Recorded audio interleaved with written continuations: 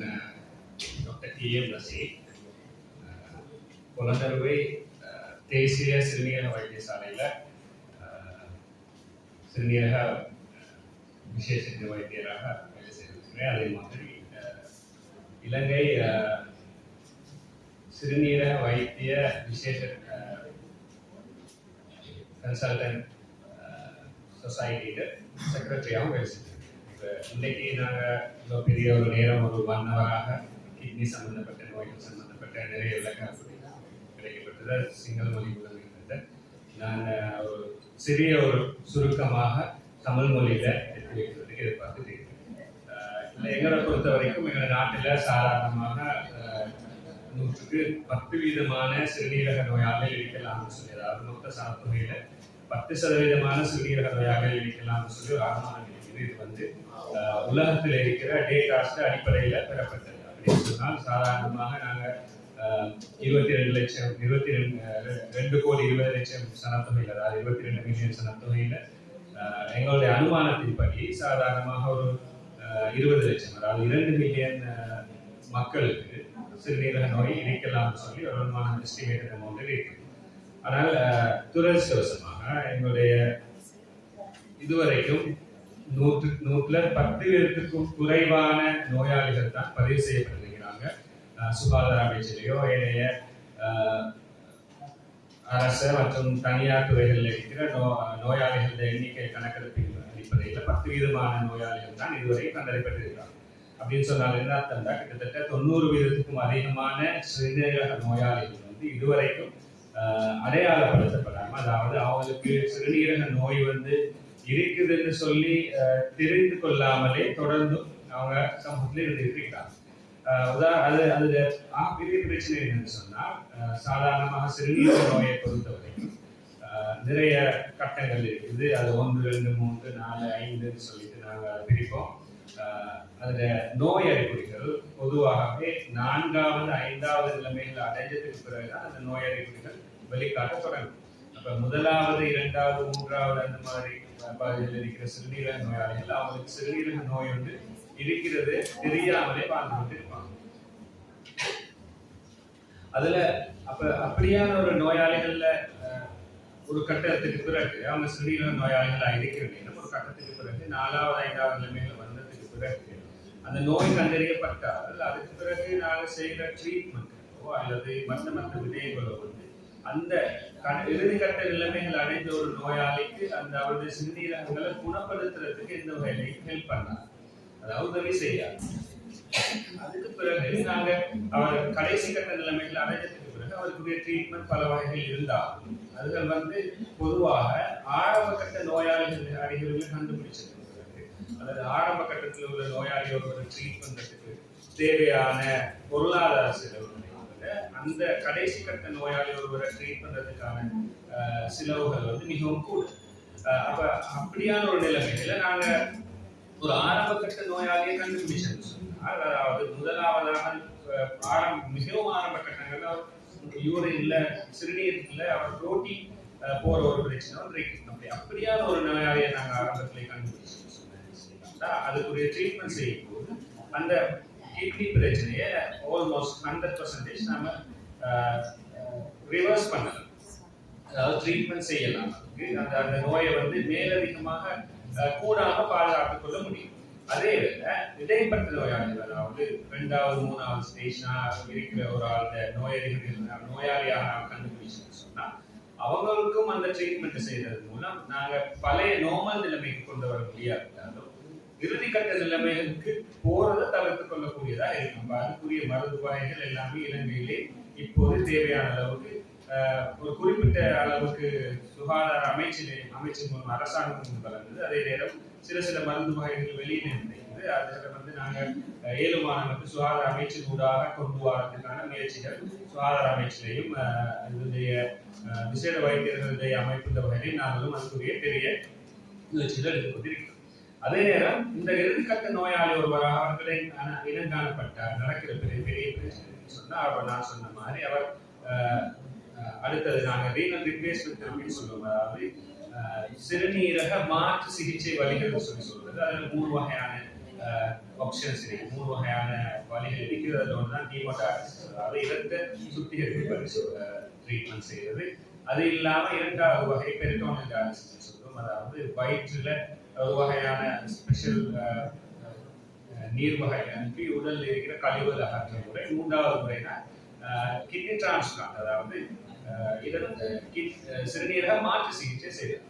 இந்த நான் குறிப்பிட்ட கடைசி பகுதிகளில் இருக்கிற ஒரு நோயாளிக்கு இந்த செய்கிற ட்ரீட்மெண்ட் எல்லாமே மற்ற நிலைமைகளை ட்ரீட் பண்றதை விட சரியான எக்ஸ்பென்சிவ், அதாவது விலை கூடிய மருந்துகள் அளிக்கும். அதே நேரம் அந்த கட்டங்கள் அடைகிற நோயாளியோரால் சாதாரணமாக பொதுவான பாப்புலேஷன், அதாவது பொதுவாக சனத்தையை விட மற்ற வகைகளையும் அவர் வீக்கான ஒரு ஆளாக இருப்பார். அப்ப நாங்க ஒரு விசேட வைத்தியத்தை வகையிலையோ அல்லது சுகாதார சம்பந்தப்பட்டவர்கள் வகையிலையோ நாங்கள் எதிர்பார்க்கிறதுன்னு சொன்னால் எந்த ஒரு சிறுநீரக நோயாளியும் அந்த இறுதிக்கட்ட நிலைமைகளை அடையாத வகையில நாங்கள் பாதுகாக்கிறதுக்குரிய சகல வேலைகளில் செய்வது. அதுக்குரிய மருந்து வகைகள், அதுக்குரிய சுகாதார பழக்கங்கள், அதுக்குரிய ஃப்ரீக்வெண்டான, அதாவது அடிக்கடி மேற்கொள்ளப்படுகின்ற பரிசோதனைகள், இதன் மூலம் நாங்கள் அதை தவிர்த்துக் கொள்ளும் அந்த இறுதிக்கட்ட நிலைமைகளை உருவாக தவிர்த்துக் கொள்ள முடியும். அதே நேரம் இப்ப நான் ஏற்கனவே சொன்னேன், ஒரு சிறுநீரக நோயாளிகளுக்கு ஆரம்ப கட்டங்கள்ல அவருக்கு அந்த எந்த ஒரு நோய் நிலைமைகளுமோ அல்லது நோய் அறிகுறிகளுமோ எந்த வகையுமே வெளிப்படாது.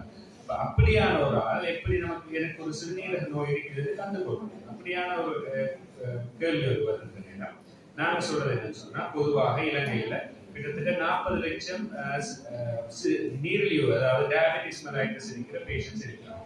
அது இல்லாம உயர் குருதியம், ஹை பிளட் பிரஷர் இருக்கிற கிட்டத்தட்ட 43 லட்சம் நோயாளிகள் இருக்கிறாங்க. இவர்கள் தான் ஆக முக்கியமாக சிறுநீரக நோய்க்கு உட்படுறதுக்குரிய ஹை ரிஸ்க் குரூப் சொல்லுவாங்க, அதாவது நிறைய சான்சஸ் இருக்கிற ஒரு சமூகமாக இருக்கிறாங்க. இப்ப இப்படிப்பட்டவர்கள் குறைஞ்சது அவங்களுடைய பரிசோதனைகள் அடிக்கடி டெஸ்ட் பண்றது போதும். குறைஞ்சது வருஷத்துக்கு ஒரு முறையாவது அந்த பரிசோதனைகளை மேற்கொள்வது மூலம் தான் கிட்னி, அதாவது சிறுநீரக பிரச்சனைகள் ஆரம்ப கட்டங்களை கண்டுகொள்ள முடியும். உதாரணமாக அதுக்கு மிகப்பெரிய அளவுல செலவழிக்க வேண்டிய ஒரு தேவை இல்லை. அதுக்கு சாதாரணமாக 2-3 சிம்பிளான பரிசோதனைகள் மூலமே அதை நாங்கள் தெரிஞ்சு கொள்ள முடியும். உதாரணமாக பெரிய ஆரம்ப கட்டங்கள்ல சிறுநீர்ல போற புரோட்டீன் அளவை பார்க்கறதுக்கு நாங்கள் யூரின் ஃபுல் ரிப்போர்ட்னு சொல்லுவோம், அதாவது சிறுநீரக பரிசோதனை. அதே மாதிரி யூரின்ல சிறுநீர்ல வெளியாகிற புரோட்டீன் அளவு, இது ரெண்டையும் பார்க்கறது மூலம் எங்களுக்கு தெரிய வரும் இவருக்கு புரோட்டீன் போகுதுன்னு சொன்னா இது ஒரு ஆரம்ப கட்ட நிலைமையாக இருக்கலாம். புரோட்டீன் போற பிரச்சனை மட்டுமாக இருந்துச்சுன்னு சொன்னால் ரெண்டாவது கட்டம் நாங்கள் என்ன செய்வோம்னு சொன்னா இரத்த பரிசோதனை செய்வோம். மெயினாக இலங்கையில் செய்யப்படுற சீரம் கிரியாட்டினின், உலகளாவிய வேறு டெஸ்ட்கள் இருந்தாலும் கிரியாட்டினின் சொல்ற டெஸ்ட்டை வச்சு நாங்கள் 95% 100% சிறுநீரக நோயாளிகள் அடையாளம் கண்டுகொள்ள முடியும். இப்ப சீரம் கிரியாட்டினின் அந்த டெஸ்ட் செய்யறது மூலமாகவும் யூரின் ஃபுல் ரிப்போர்ட் செய்யறது மூலமாகவும் நாங்க வெரி ஏர்லி ஸ்டேஜ், அதாவது மிகவும் ஆரம்ப கட்டங்களில் இருக்கிற ஒரு நோயாளி நாங்க இலகுவாக அடையாளம் கண்டுகொள்ள முடியும்.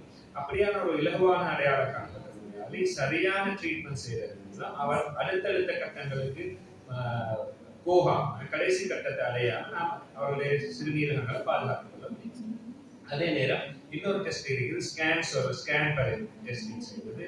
அது எல்லாருமே செய்ய வேண்டிய தேவை இல்லை. இப்படியான நான் சொன்ன யூரின் ஃபுல் ரிப்போர்ட், அதாவது யூரின் சிறுநீரக டெஸ்ட்டும் ரத்தத்தில் இருக்கிற கிரியாட்டின் டெஸ்ட்டும் ஏதாவது வித்தியாசம் இருந்துச்சுன்னு சொன்னா பிசிஷியன்ஸ்மாரோ அல்லது சிறுநீரக நிபுணர்களோ யாராவது ஒரு ஆள் அதை பரிந்துரை செய்தால் ஒரு ஸ்கேன் பரிசோதனை மூலம் மேலதிகமான டெஸ்ட்களை செய்யலாம். இப்போ ஆரம்ப கட்டங்களை டெஸ்ட்களை செஞ்சு அடுத்தடுத்த கட்டங்களை நாங்கள் அதுக்குரிய டெஸ்ட்களை நாங்கள் பிளான் பண்ணிக்கிட்டு அதை செஞ்சுட்டு போகலாம், அதை ட்ரீட்மெண்ட் செய்யலாம்.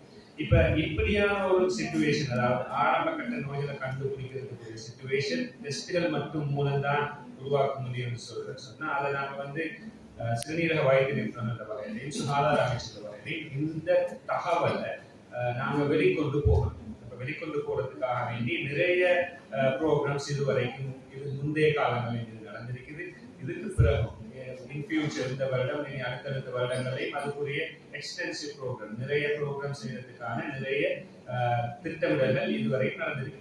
இப்போ வேர்ல்ட் கிட்னி டே சொல்றது உலக சிறுநீரக தினம். இது சாதாரணமாக மார்ச் மாதத்தின் 2வது வியாழக்கிழமை தேர்ஸ்டேஸ்ல தான் அது கொண்டாடப்படுது. இந்த முறை 12ஆம் தேதி மார்ச் மாதம் 12ஆம் தேதி அது கொண்டாடப்பட்டுச்சு. இதுல மெயினான தீம் என்னன்னு சொன்னாங்க, அதாவது தொடர்ச்சியான டெஸ்டிங் செய்யறதும் பரிசோதனை செய்யறதும் கிட்னி சம்பந்தப்பட்ட பிரச்சனைகள், அதாவது சிறுநீரகம் சம்பந்தப்பட்ட பிரச்சனைகள் உள்ளவர்களுக்குரிய சரியான ட்ரீட்மெண்ட்டை வழங்குறதும் அதன் மூலம் சுகாதாரமான, அதாவது சௌக்கியம் மிக்க ஒரு பாப்புலேஷனை உருவாக்குறது தான் இந்த தீமா இருக்கு.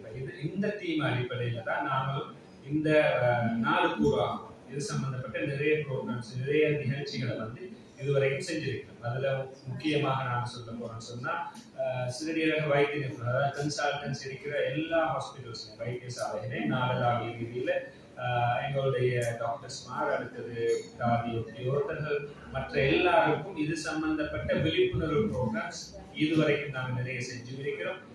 இன் ஃபியூச்சர் நாங்கள் வருங்காலங்களில் தொடர்ந்து இதுவே ப்ரோக்ராம் செய்ததாகவே நிறைய பிளான்கள் நடந்துட்டு இருக்குது. அதுக்குரிய ப்ரோக்ராம்ஸ் இதுவரைக்கும் நாங்கள் பிளான் பண்ணி இருக்கிறோம்.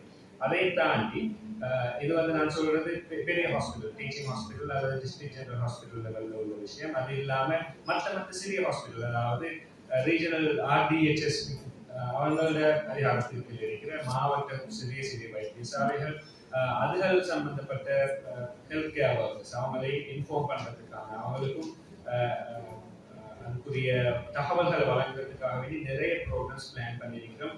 இந்த வருடத்துக்குள்ள ஒவ்வொரு RDHS நிலங்கள் இருக்கிற 25 மாவட்டங்கள் இருக்கிற எல்லா RDHS சம்பந்தப்பட்ட ஹாஸ்பிட்டல்ஸ்ல உள்ள முடியுமான பாப்புலேஷன், அதாவது ஹெல்த் கேர் ஒர்க்கர்ஸ், சுகாதார வேலை செய்யறவங்க, டாக்டர்ஸ், நர்சஸ் சம்பந்தப்பட்டவங்களை ஏழுமான அட்லீஸ்ட் ஒரு 50 to 60% அந்த ஹெல்த் கேர் ஒர்க்கர்ஸை கவர் அப் பண்ற மாதிரி நாங்கள் ப்ரோக்ராம் பிளான் பண்ணியிருக்கிறோம் வித்தின் திஸ் இயர், இந்த வருடத்துக்குள்ள. அது இல்லாம நாங்க சமூகத்துக்கு, பொதுமக்களுக்கான விழிப்புணர்வுகளை உருவாக்குறதுக்கான நிறைய ப்ரோக்ராம்ஸ் இதுவரைக்கும் பிளான் பண்ணிருக்கு. அதுக்கு கட்டாயம் மீடியா பர்சனல்ஸ் வகையில், ஊடகவியலாளர்கள் வகையில் இந்த மெசேஜை கொண்டு சேர்க்கிறதுக்கான நிறைய உதவிகள் உங்களிடம் தேவைப்படும். அதை நாங்கள் அதாவது SLSO, அதாவது ஸ்ரீலங்கா சொசைட்டி ஆஃப் நெஃப்ராலஜி, அதாவது சிறுநீரக விசேட வைத்தியர்களின் அமைப்புன்ற வகையில் உங்களுடைய அந்த அந்த இதுகளையும், உங்களுடைய உதவிகளையும் ஒத்தாசைகளையும் தொடர்ந்து எதிர்பார்த்து இருக்கிறோம்.